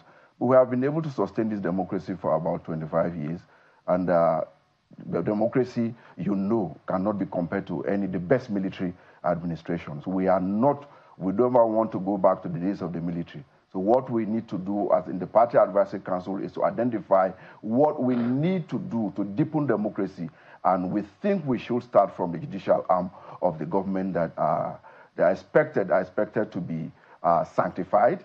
The judiciary is the ministers of the Temple of Justice are supposed to be men who are above board, who will dispense justice without looking into anybody's face. So is it that some members in the room thought that the judiciary is not as independent as they want it to be? Yes, I believe so. That is what, from the keynote address, you can see that the judiciary is not as independent as it's supposed to be. You look at what happened in Rivers, and it's still happening in Rivers, and happened in Kano recently. It's embarrassing to the system. It's embarrassing to democracy, embarrassing to Nigerians And it's not just about democracy, it's about the economy. For any investor, now the government of this country, the president have gone out of the country asking investors to come and invest in Nigeria. No investor will respect you. No investor will believe you, to trust you to come and invest in your society if it is seen, it's obvious that you don't respect your own laws. I want to be able to talk a little bit about, reform, because that's what the call is for, reforms. When it comes to these conflicting court judgments, and we've seen it all over the country, really, what kind of reforms can stop this from happening? Because we hear senior judges say, this was irresponsible, you shouldn't have done this, be careful. We hear those warnings. But actual enforcement or reforms, what kind of reforms do you think can happen here? Is it this reform? It is not just the judiciary alone. Even the political class should be reformed. The executive need reformation. The legislation need reformation. But what we are saying, the judiciary that is supposed to be the bastion of democracy, that's supposed to be the bulwark to regulate the excesses of politicians, we need to start from there. Today, we have the National Judicial Commission that's supposed to be a bridle or the umbrella body that will bridle the excesses of our judicial officers. I am saying that they are not doing what they are supposed to do, or maybe the Constitution do not empower them to punish erring judicial officers. There are good things in the judiciary. We have a lot of good things that came out of the judiciary. Recently, we had a landmark judgment of the Supreme Court about the autonomy, financial autonomy of local government, which is applauded all over. So we need more of these things. Let me tell you something. I was in China, and I wanted to go into business with some of my friends. And I asked them, we were supposed to go into agreement, and I said, now I'm not a Chinese indigene. So if you breach this thing and I'm not here, what happened? And then my friend told me, what we do here is different from what you do in your country. A judicial officer, person went back to history. A judicial officer delivered judgment, and it was discovered that that judgment was influenced. It was influenced. There was judgment without justice. So what they did, after investigation, the judicial officer, that particular judge, was executed. He was skinned, and then his skin was dried, and his own son was made the judge to succeed his father, and he was sitting on the skin of his father, the dry skin of his father, to deliver judgment, so that you see that what happened to your father can equally happen to you. I'm not saying we should begin to kill our judges, but that's to tell you the sanctity, the symbol of that institution. I mean, some people say, sometimes that's the real language people can understand. If we keep hearing about the corrections, this is wrong, and listening to Mr. Okutekpa yesterday was really disappointing, because he showed that, like you mentioned, that independence of the judiciary that's supposed to be the one that provides justice for the people, that independence is not exactly, it's questionable. Yeah. How can we stop that from happening? How do we stop this interference? Is it possible? Do we have to start killing people first? God forbid. So what do you think can happen? After the roundtable, a communique was generated. Unfortunately, I didn't come with a copy of it. Maybe we'll make it available to you afterwards. Yeah. And then recommendations of what need to be done. And then that started from the appointment of judicial officers, their promotion, and the punishment afterwards. And because as long as judicial officers are not punished, some of them are not punished, we will continue to have what we are having. There's another angle. Pardon me to jump in. Much as we say, yes, we need to get it right with the judiciary, for instance, political parties. First, we see the fight, the tussle, whatever they do about internal democracy. In fact, they spend almost all of this money they amass here and there is to get the ticket of the party. So the politicians also tell themselves the truth. Did they look in the mirror and say, yes, while we want other institutions to function, we need to do better than what we are doing today? Thank you. This is a holistic phenomenon. I am not exempting the politicians. The problem of this country as we are today emanated from the politicians. But why we are talking about the judiciary is when people vote who they want, the judiciary shouldn't be the one to announce or bring people. They shouldn't allow themselves to be influenced by the money bags to bring people, those who are not actually that were voted into power through court orders and counter court orders, as you see in Rivers, as you see in Edo recently, and even in the management of political parties. You see, we must have to look at this thing from the foundation of the problem, which I think it is the monetization of the political system and the lucrativity of political office holding in Nigeria. We should begin to look at the allowances of executive and legislative officers. So what happened recently, the protests, we're talking about hunger, but it's just the people protested within the ambit of the law. But somehow there was infiltration by the bad elements who wanted, which is not acceptable to us because we don't have anywhere to run to apart from. But as long as the right thing is done, we won't have that. Should we not also actually focus on, number one, instead of talking maybe in isolation about judiciary, make sure this and this is done, there's a question as to how are the judges appointed? People talk about politicians also influencing how they come on stream, because if they come on stream through a particular platform, chances are that they will be beholden to a certain group.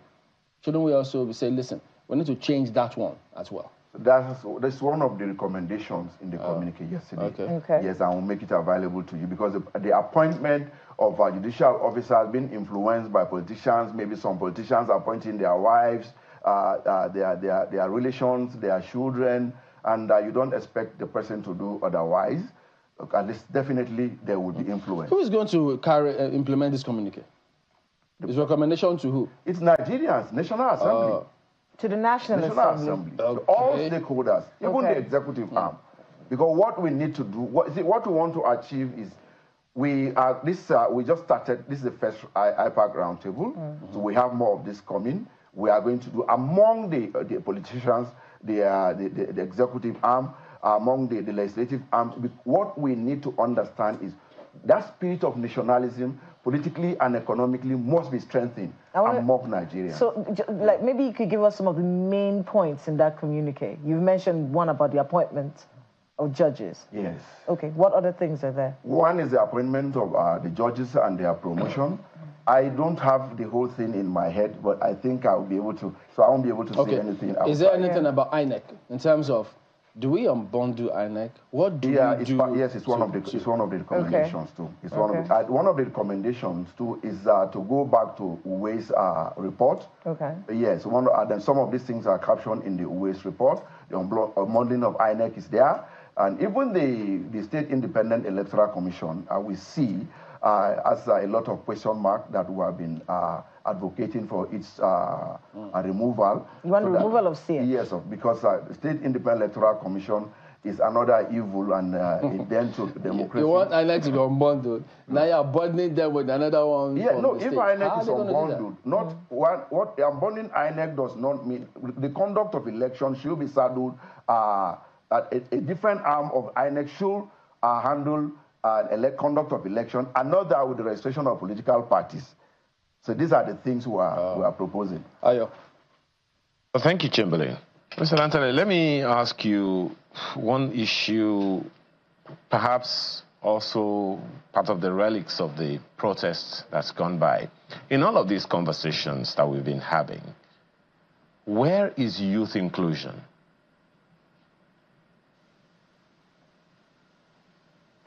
Thank you. Yesterday, if you look among the discussants, we have youths, though they are female, a lot of them are female, not a male, but we're in the process of organizing another roundtable for the youth. IPAC is about coming up. We want to write to the executive arm, the president in particular, to see that we need to sit down with the youth across the 777 local government in Nigeria, and then let's have the president sit, if it is possible.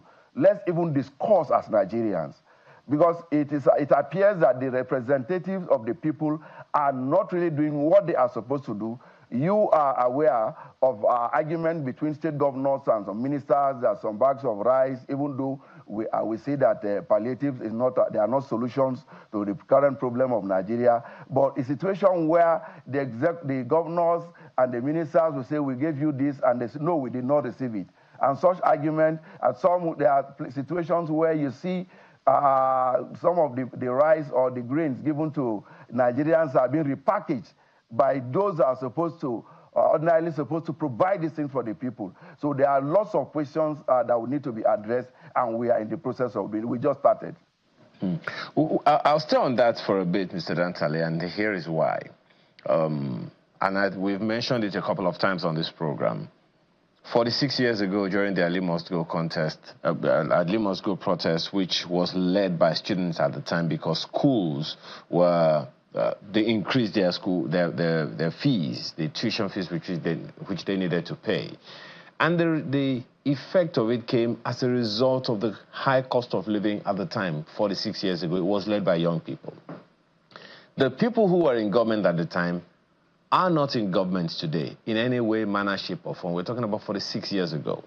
Some of those young people probably also got into government and came out of government at the time.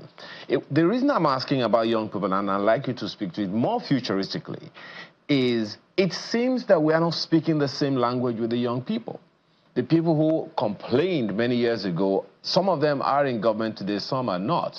What's the assurance we have that the ones who will get into government in another 30 years from now are not going to be complaining about the same things, that the young people of their days are not going to be complaining about the same things they are complaining about today? That's why I'm talking about youth inclusion from now for the long term, not just for now. I agree with you to a certain extent. First, you see the way it is today, the economy is not healthy. And why do I say so? A lot of our industries, domestic industries, are not faring well because of factors of production that is not really in tandem with basics of production. Today, you see the cost of petroleum has affected almost everything. And even the ones that are employed, people that are employed, you will agree with me that their basic earnings cannot give them the basic needs of life. So it's something that we'll sit down as Nigerians to look at what should be done from the legislative arm to the executive arm. Sincerely, we have a lot of unemployed youth, and it's a major problem. And what we see recently is an indication that so many things are wrong, and the youth need to be carried along. We need to sit and discuss with the youth to see where they should be accommodated in the scheme of affairs going forward. Can that, be democratized, so to speak? We have governors in all 36 states. And I'm asking this because, from your position, you should be able to say, okay, well, maybe this is a way we can, address young people. Yesterday, we hosted a human rights activity with a much younger person. And one of the solutions that she was, proposing was, look, why don't the governors of the various states have meetings with young people, make a call for representatives of young people all across the nation, call them into a room and say, look, this is what the problem is, and just have conversations with them for their understanding, and not just for now, but for the future. I say that again. I'm asking this and I'm reiterating this because there's a huge trust deficit right now that whichever person is in whatever state as governor or as chairman or with any elective position right now, the trust deficit is very low. And what's to say that we're not going to have the same cycle continue futuristically? What is fundamentally wrong with the governance system such that whoever gets into government, the people don't trust? And most of the time we look at the elected officials. We don't look at the civil service, the systems that they have to work with for the development and the good governance that people are clamoring for. This problem is holistic. What you are saying is one dimension to the problem, but what we are looking at, we need to have a baseline to start from. The process of electing our officers executive and legislative officers in Nigeria. We should make politics, political office in Nigeria, election less lucrative. We should work to reduce the influence of money in getting people into offices. A lot of our youth that you see today, they do not have the wherewithal to contest election. We are looking at the nomination of and every other thing about the process of electioneering in Nigeria. We need to reduce the influence of money. So maybe by the time we have that, it will bring in a lot of youths into the system. But still, there should be legislation which we are working towards to accommodate, at least let there be specifics, where the youth, what they are supposed to occupy in the political system. They must be accommodated. And while doing that, we have to ensure that the economy should be a bit healthy. And all these things, the judiciary have a lot of role to play in ensuring that some of these things are achieved. Talking about the leadership recruitment process, incidentally, there are those who wonder whether or not the baseline qualification for the different offices are significant. You want to recruit anyone into civil service, the person has to have a minimum of, of being a graduate, at least minimum level 6, be it federal or state government, federal or state levels. But you want to employ someone who is a lawmaker. You're asking for the person for something as low as school certificate. Is that part of your consideration? Thank you so much. Of course it is, because it's worrisome. Where you have, I have seen situations where somebody who just graduated, a youth corper who have no experience whatsoever, the next thing he wants to do is to get nomination form to become a House of Reps or Assembly member. It is funny, and for me, it is anachronistic, and these things need to be checked. And then you have someone whose qualification, who is just a secondary school certificate holder, going to make policies for people who are successful in business. Some people who have nothing, who have never achieved anything. Some of these things are things we should look at. At least those, apart from educational qualification, there should be other criteria. This person seeking his office, what are his pedigree? What is his pedigree? What has he achieved? Has he been in business before? What has he done? Because today, politics is seen as business on its own, that people do not go to serve the people, but they go just to enrich themselves. And then it's obvious that most of the people in elective offices are far from the people that they represent. But the people too, the weaponization of the system is another thing that we are looking at. All right. This is the beginning, and we will continue to do what we have to do to deepen democracy. But So, expect more from IPAC. In that case, we expect that if he hasn't already, IPAC will do something about the transmission of results. Of course, it's one of the things. It's one of the recommendations yesterday. Fantastic. Yes. So we should be able to see. We'll get it across to you as soon as possible. Lovely. Thank you. That's line. So Yusuf Dantale, Chairman IPAC, thank you for coming on this morning. You're welcome. Okay, so we have quite a number of messages that's come through from you. DD1 happens to be the very first one, so you might want to go with that one first. Yeah, I'm trying to get DD1's message just so we can. Yeah, we can see it on the screen. Right? All right, so she says the appointees, I'm guessing it's female. Yeah. The appointees of Bola Ahmed Tinubu keep telling Nigerians that for the first time we have a listening president, but the president neglected the cries of the protesters. He didn't listen, but turned his back on Nigerians, and DD1 is writing us from Jos. Well, let me jump to this email from Saliu Wasiu, guys. Pardon me, I need to just go to this one because I consider this email an email of urgent national importance.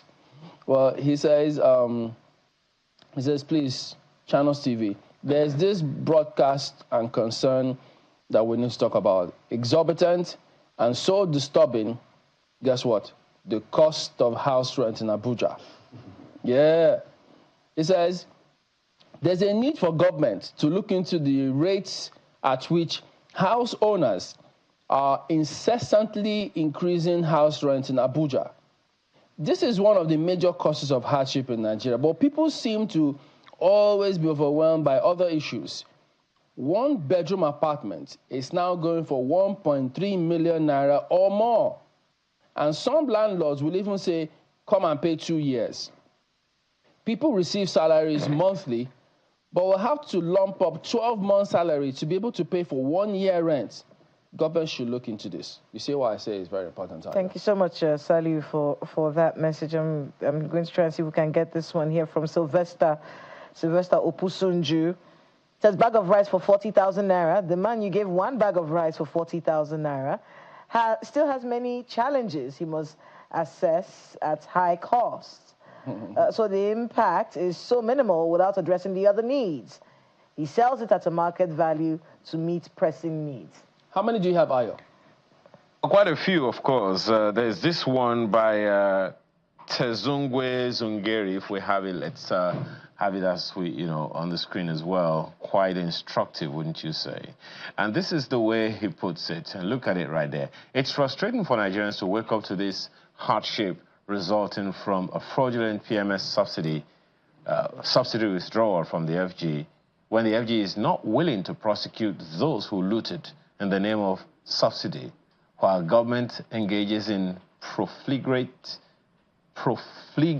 whims. FG should be compassionate. Okay, this one is from Uche Sam, if you've got it. It says, the problem we Nigerians are having is that whenever an announcement is made concerning the sale of rice for civil servants at a reduced price, rice merchants will approach those civil servants with huge amounts of money to help them purchase it at the government's giveaway prices and later resell at a higher price to the general public. Even most times, it's not the civil servants that are buying the rice. The rice merchants outside the civil servants are the ones. Until corruption is addressed, there will be no headways in checkmating the corruption in the civil servants organization, he says. I think we'll take this one from Ima Badu. He says, the civil servants are the engine room of the government, and they deserve a standard living. For the 50 kg bag of rice sold for civil servants for 40,000 naira was a good move, but the government should have started with a lower cadre in distributing. All right, so thank you all for your messages. We'll appreciate all of them. What a big week it's been. We hope you make the most of today. Thank you for watching. I'm Chamberlain Uso. Goodbye. Have a great weekend ahead. I'm Kayla Megwa. And I'm Ayo Makinde. Enjoy your day.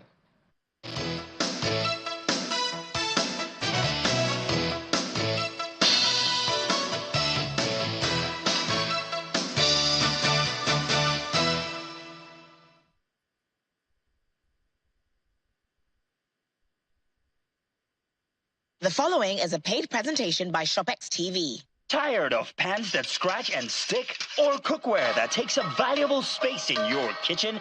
Introducing Shopex Gotham Hammered Copper Collection, the perfect cookware to upgrade your cooking experience. The Gotham Hammered Copper